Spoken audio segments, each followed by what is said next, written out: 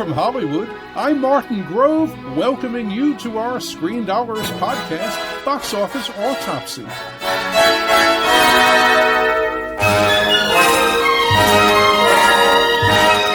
Right now, we'll look at the movie marketplace and analyze how things are going and where they're going, sharing some opinions from my perspective after decades of talking about Hollywood on CNN Entertainment Tonight and as a Hollywood Reporter columnist.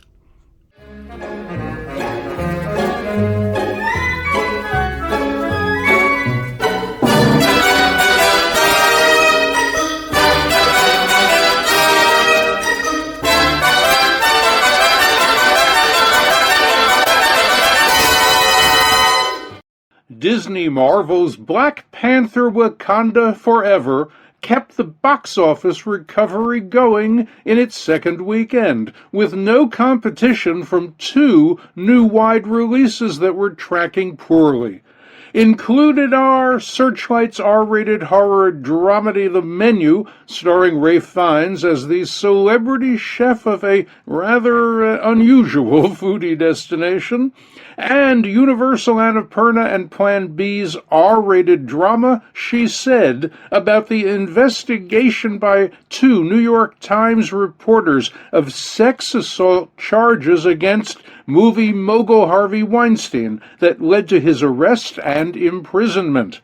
On today's box office autopsy, we'll focus on Wakanda's Weekend 2 and those two new arrivals, and later in our Oscar Outlook Spotlight, we'll look at the implications of Brendan Fraser announcing he won't participate in the Golden Globes. But we start today with a look at not the weekend's biggest film, Wakanda, but the biggest disappointment, She Said. Despite its gripping true-life story that made worldwide headlines for months and helped spark the Me Too movement, She Said fizzled at the box office. That certainly came as no surprise, given its subpar tracking. This quick scene will help you decide if you want to see it or skip it. What is it exactly that we're looking at here? We're looking at extreme sexual harassment in the workplace. These young women walked into what they all had reason to believe were business meetings with a producer, an employer. They were hopeful. They were expecting a serious conversation about their work or a possible project. Instead, they say he met them with threats and sexual demands. They claim assault and rape. If that can happen to Hollywood actresses, who else is it happening to? She Said opened in sixth place to just $2.3 million at 2022 theaters. Media pundits thought it would do $5 to $6 million, and earlier projections were for $8 to $10 million. Exhibitors were lower, but still too high, with $4 to $5 million. Tracking had shown there was little hope for She Said. Its average first-choice score was 5 points below norm, and all demos were below norm. On the other hand, critics on Rotten Tomatoes are a very positive 88% certified fresh, and audiences are an okay 82%, which should give it decent word of mouth.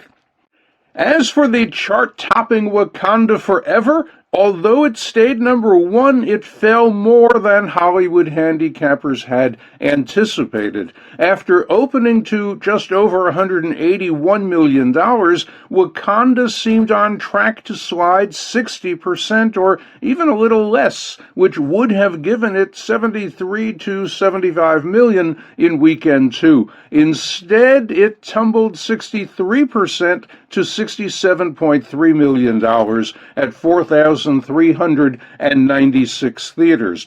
Its domestic cume is now $288 million. Working against Wakanda was its long running time of 2 hours 41 minutes, which typically means a film loses one showing daily, and that this was the pre-Thanksgiving weekend, when many people, especially adult women, are busy with supermarket shopping and are also starting to get ready for all those Thanksgiving guests. The weekend's biggest surprise was Fathom Events' opening of its faith-based TV series in a theatrical release called The Chosen Season 3 begins in theaters. Chosen showed surprising strength with $8.2 million at 2,039 locations. Blah tracking for the menu suggested that moviegoers weren't hungry to see it, but it managed to open in second place to $9 million at 3,211 theaters. Menu, which reportedly cost $30 million, is Searchlight's widest release ever. Media pundits were expecting just 7 to 8 million, which was up from their earlier predictions of 5 to 7 million. The tracking showed all first-choice demos were below norm. Critics, however, are applauding Menu with 90% on Rotten Tomatoes, but its audience score is 79%, and that's down from 89% last week, indicating that word of mouth isn't great. This look at the Menu may show you who's right.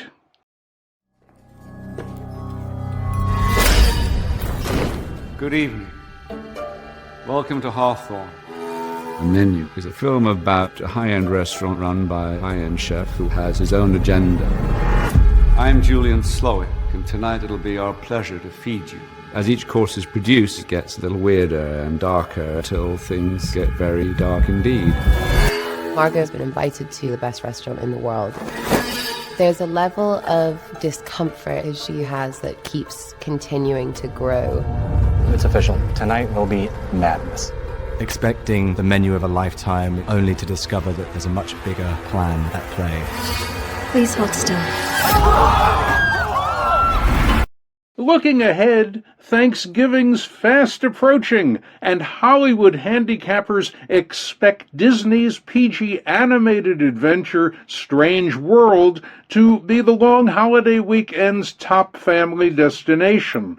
Analysts are projecting $23 to $26 million at about 3,500 theaters, starting November 23rd, which would make it the biggest film by far in the marketplace. Not counting weekend 3 of Black Panther: Wakanda Forever. Here's a scene to help you decide if it goes on your must-see list. What in the... Ugh. Hey! Legend, get back here! Whoa!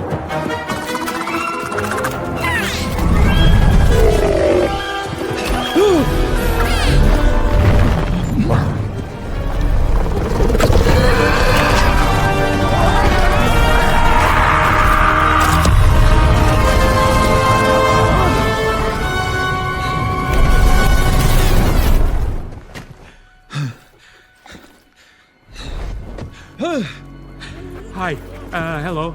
I'm a human being from the top world. You probably don't understand a word I'm saying, do you? Of course I understand you. What do you think I am, one of those mindless monsters? Huh? That's right, bub. You're in the presence of the one, the only Jaeger... Dad? Dad? Tracking shows that average definite interest for Strange is 1 point under norm, but that should increase closer to opening as its marketing campaign kicks in full speed. Its top demo is younger women, who are 4 points over norm. Next best are older men with 3 points over norm. Younger men and women are much less interested. Sony and STX's Korean War set PG-13 drama Devotion should be good Thanksgiving counter-programming for action fans. Media pundits are talking about $12 to $15 million at about 3,500 theaters, which would put it second to Strange for the long weekend. Devotion's average definite interest tracking is 1 point under norm. Its top demo, as we'd expect, is younger men, who are 8 points over norm. Older men are next best and equal to norm. It also should help that older women are interested and equal to norm. Younger women don't care. Universal and Amblin's PG-13 drama The Fabelmans from Steven Spielberg goes semi-wide November 23rd and should play well to families with older kids. Hollywood handicappers are looking at $1 to $3 million at about 600 locations. Its wider release will follow December 9th. That's a smart strategy, allowing favorable word of mouth to build for Fabelmans and to position it in the pre-Christmas marketplace. Fabelmans already has an 88% audience score on Rotten Tomatoes, and the critics are already 95% certified fresh. This scene will tell you if the critics are right.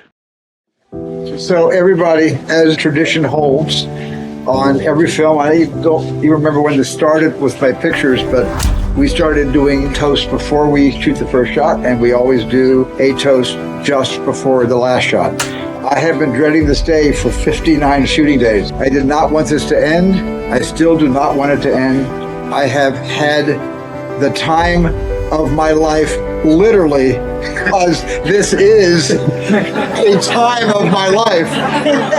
And I have felt completely embraced and supported by all of you who knew what this film meant to myself and to Tony. We sat down October 2nd, 2020, and commenced writing the script after a 80-90 page treatment. And then I called Christy up and I said, how soon can we make this movie?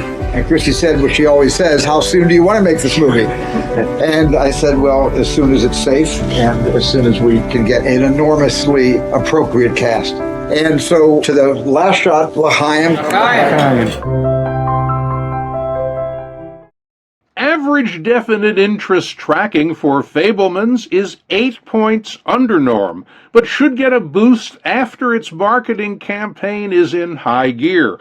Its top demo is older men who are equal to norm. Next best are younger women who are 7 points under norm.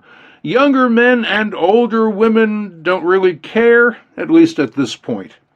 Also arriving for Thanksgiving is United Artists Releasing and MGM's R-rated horror romantic drama Bones and All, which does not refer to turkeys.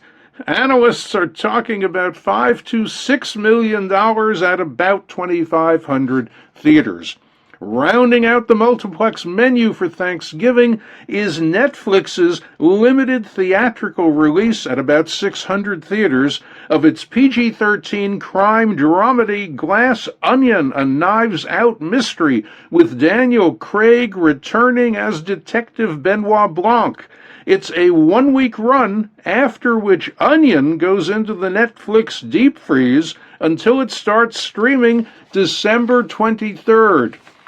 Netflix typically doesn't release box office grosses when it puts any of its films into theaters, and we aren't likely to get any this time around. There's no tracking to help, but insiders are estimating $8 to $10 million. Time now to brighten the skies with our Oscar Outlook spotlight on the awards scene. It's been very quiet lately on the Golden Globes front, but bombshell news from Brendan Fraser just put the HFPA back in the global media spotlight.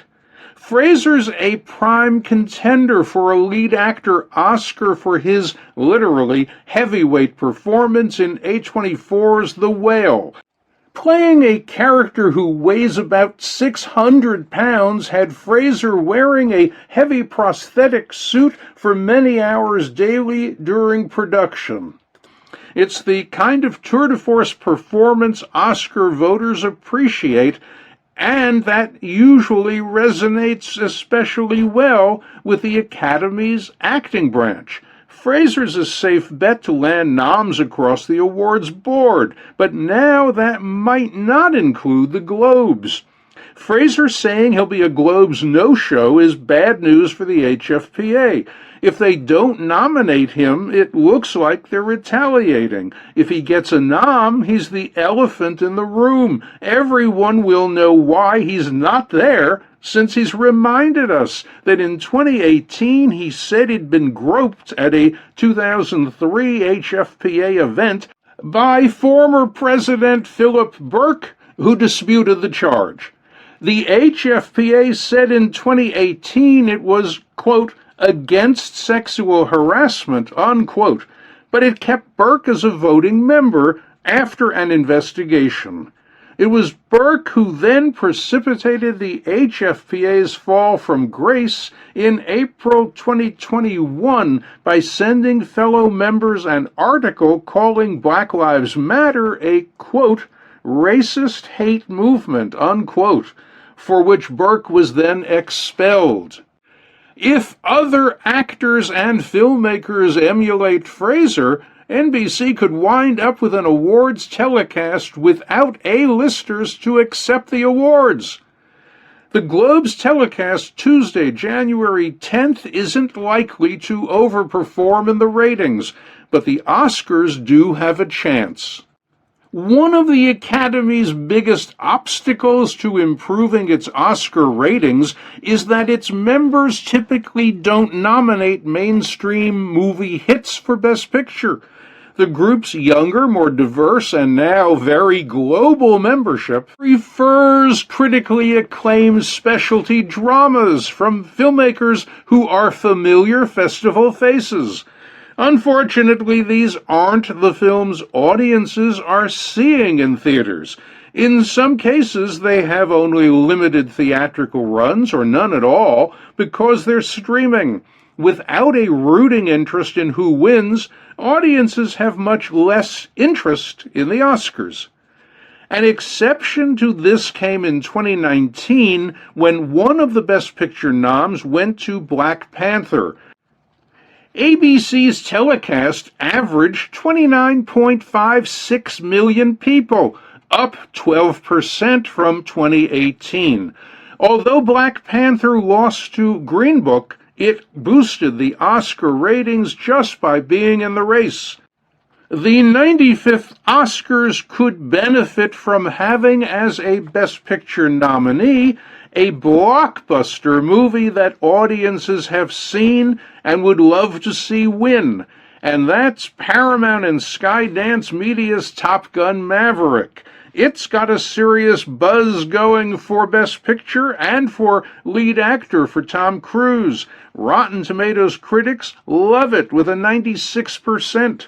And audiences are 99%, which reflects its $1.5 billion global gross.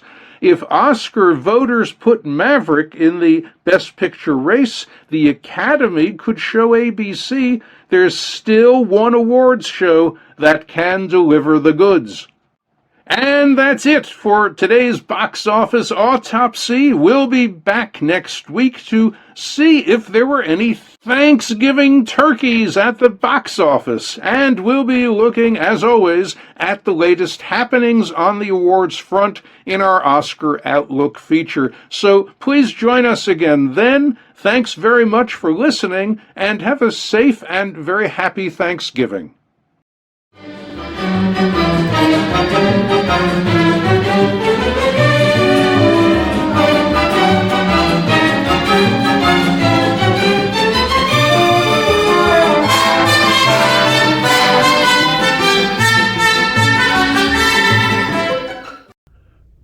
Time now for our film flashback look at what was happening in Hollywood right around now, way back then. Let's set today's time travel dial for November 19th, 1916. Goldwyn Pictures, which was founded November 19th, 1916, was not named after Sam Goldwyn. Actually, it was Sam who later named himself after the company. The Goldwyn partners were Broadway producers Edgar and Archibald Selwyn, and movie pioneer Samuel Goldfish, who had helped launch a production company that evolved into Paramount Pictures. Goldfish a former glove salesman, founded the Jesse L. Lasky Feature Play Company in 1913 with Lasky, his brother-in-law then, and Cecil B. DeMille, a young would-be film writer and director. Their movie, The Squaw Man, began shooting December 29, 1913, and was the first feature film made in Hollywood. Squaw's success made Lasky an important studio in the fledgling movie business. It merged in June 1916 with Adolf Zucker's production company to form Famous Players Lasky. Zucker got control of Paramount, which distributed his and Lasky's movies just before merging with Lasky. In their new venture, Zucker was president, Lasky ran production as first vice president, and Goldfish was chairman. Sam, however, had a lifelong habit of being a very difficult partner. Before long, Zucker told Lasky they either got rid of Goldfish or Zucker would leave. That was a no-brainer. Goldfish resigned in September 1916. Soon afterwards, Sam partnered with the Selwyns, whose Broadway connections meant access to plays and stars. Had fate not intervened, there would have only been one Selwyn to work with, since in April 1912, Edgar and his wife had tickets to sail to New York from England on the RMS Titanic. Luckily, they canceled to attend a play reading in Paris.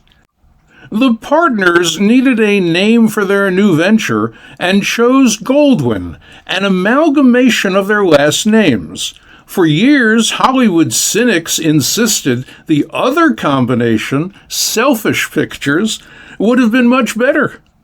Goldfish later realized there would be value in legally changing his name to Samuel Goldwyn, which he did in December 1918. Afterwards, people thought the company was Sam's since it bore only his name. Before long, the Goldwyn assets included acting and directing talent under contract, a growling lion logo, and a 46-acre state-of-the-art studio in Culver City, California that they'd purchased in 1918. What Goldwyn didn't have after 1922, however, was Sam, who'd had a falling out with the Selwyns. He was gone way before theater magnate Marcus Lowe formed MGM in April 1924 by merging his Metro Pictures with Goldwyn Pictures for $4.7 million and then bringing in Louis B. Mayer to run it by acquiring his small studio for another $76,500. People always thought Sam was the G in MGM. But Sam had the last laugh since Lowe paid him $600,000 for the Goldwyn shares that he'd held onto for the past 2 years.